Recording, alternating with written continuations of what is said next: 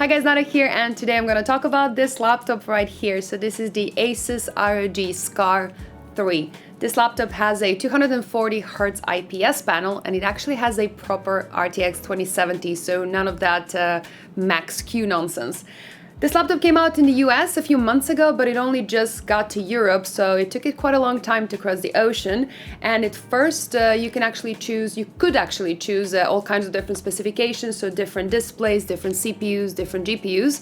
But since then, they actually decided to focus on this particular model. So this model has a 6-core Intel Core i7-9750H. It has a proper RTX 2070. It has 16 gigabytes of RAM and a 1 terabyte SSD.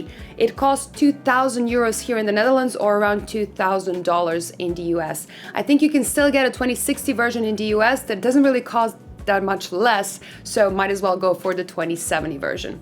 Now, on paper, this laptop looks pretty damn impressive, but yeah, let's see how it actually performs. Let's go. This video is brought to you by the Riotoro Morpheus, a modular dual-chamber case that features mesh steel panels on every single side, so you can easily keep any high-end rig nice and cool. It also comes with 2 fast Type-C ports, extensive RGB controls, and did I mention you can build it in 2 different sizes? Check it out using the links in the description below. For the design, ASUS seemed to have struck a nice balance between being stylish and gaming. The Strix 3 is reasonably thin and very much portable. It weighs only 2.3 kilograms. And while it's not the most compact 15-inch gaming notebook, the brushed metal top definitely gives it a more of an elegant look that most gaming notebooks don't have. But when you decide to turn the RGB on, this laptop makes it very clear that it's all about gaming with its lit ROG logo and its underglow. Now, looks are subjective, but I really actually like it. Since $2,000 actually is not a crazy amount for these specs, the overall build quality of the Strix 3 actually falls between the mid-range and really premium options. So while the metal top cover looks great and the hinge is smooth, there's also a bit of flex when touching the panel, and much of its chassis is made of plastic. Now, the plastic is decent and not problematic in any way, but it's not a machine you want to throw around. The only thing I really don't like, and that's quite typical for ASUS notebooks, it shows fingerprints like crazy, and in this case both on the inside and on the outside. Now, it is easy to clean, but I have to call it a small annoyance. What I do like about the Strix are the connections and the placement of them. You get 3 fast USB Type-A ports and a combined headphone jack on the left side, and there is nothing on the right side to avoid interference with your mouse.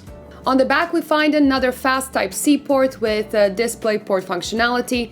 There is an Ethernet and an HDMI 2.0B connection. The charger also connects to the back, which I actually prefer as well. One upside of this being a more reasonable gaming machine and not an i9 RTX 2080 rig is that you only need a single power brick. The keyboard feels very sturdy and doesn't really flex unless you really push it, and the switches themselves offer a nice tactile feedback. They're a bit heavier than on most laptops, but they actually feel good. I like the addition of the media keys as well as direct control over the fan profiles. Of course, the keys also have RGB lighting to match the exterior. I do have to say that the uniformity of the LEDs could have been improved a bit, but for the most part, it looks great. The precision touchpad is good as well. Again, as much as a touchpad can be. It could have been a bit bigger, but it's responsive enough for normal use, and gamers will grab a mouse for gaming anyways.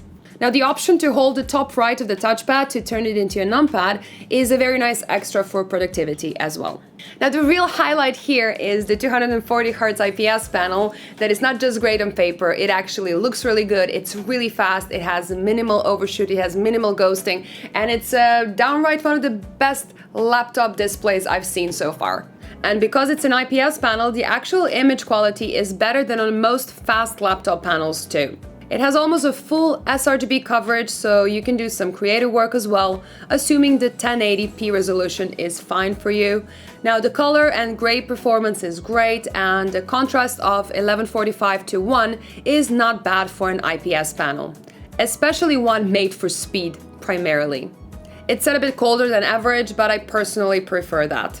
Now, the only thing that's not that impressive is the average 300-ish nits peak brightness. You shouldn't really expect more from a high refresh screen in a laptop anyways, and it's gonna be fine in most situations, but taking it outside on a bright day might not work that well.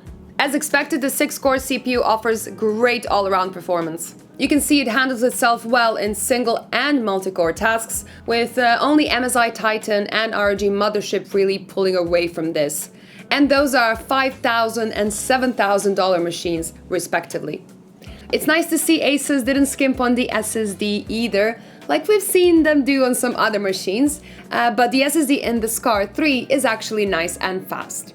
Gaming performance is impressive too, with the RTX 2070 averaging out just ahead of the RTX 2080 Max-Q in the MSI GS75. Now, of course, the RTX 2080 laptops are faster, but again, those machines cost thousands of euros or dollars more, they weigh about twice as much, and require 2 power bricks. More importantly, you can see that the RTX 2070 does show big benefits over the RTX 2060 and the GTX 1660 Ti.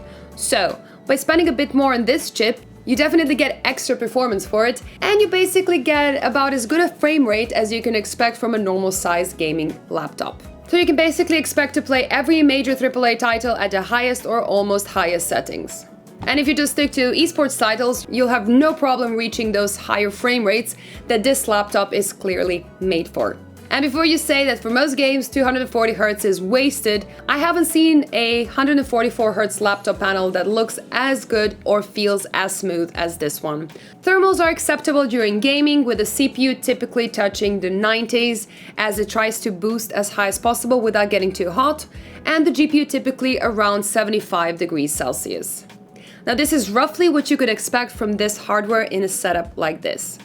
Noise levels are great in idle and simple tasks, and it is audible but not really annoying while gaming, but that is pretty much what you should expect anyways. Like with most ASUS gaming laptops, this SCAR is also easy to open and maintain.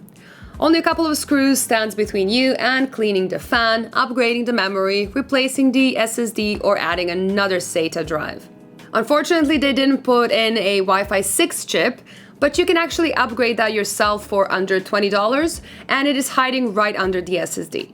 While the battery is easy enough to replace, there is no space for a larger version, and as you probably expected, the battery life of a high-power gaming laptop is not its strongest point. It's still very respectable, with around 4 hours of mixed usage or 5 hours of light usage, but just forget about gaming on the battery, as it will run dry in about an hour. The speakers on this laptop are actually good. Now, you will still want a headset for gaming, but it's really not that bad if you need to listen to it sometimes. And there is actually no webcam on this laptop at all. I don't know if that's a good or a bad thing, but keep in mind, most of the laptops have really bad cameras. What is really kind of different is this ASUS Keystone, which is pretty much a keychain that has a little plastic NFC chip. And all you have to do is just put it here in the side of your laptop, and it's supposed to unlock different software profiles as well as a secret partition on the laptop, which is kind of cute, but I'm pretty sure there are some more practical alternatives. And that about covers it for the ASUS ROG SCAR 3, which is pretty much one of the nicest gaming laptops I had a pleasure of testing. It does all the things that are important for gamers really well. It has great performance, it has a great keyboard, and it has a fantastic screen.